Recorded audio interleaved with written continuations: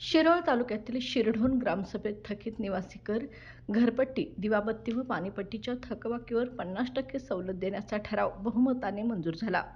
सरपंच सागर भंडारे यांच्या अध्यक्षस्थानी ही विशेष ग्रामसभा पार पडली.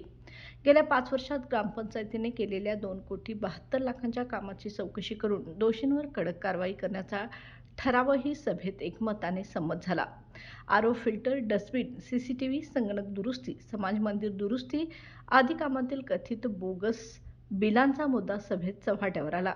ग्रामस्थांनी टेंडर प्रक्रियेतील अनियमितता, सदस्यांकडून घेतली जाणारी कामे आणि भ्रष्टाचार यावर तीव्र आवाज उठवला. चौकशी न झाल्यास उपोषणाचा इशाराही ग्रामस्थांनी यावेळी दिला. बाळ, फ्रीजमधून श्रीखंड काढ ना. आम्ही पूर्वी घरीच बनवायचो श्रीखंड. त्याची चवच वेगळी होती. आता काय सगळं रेडीमेड. आजी, हे श्रीखंड खाऊन बघ.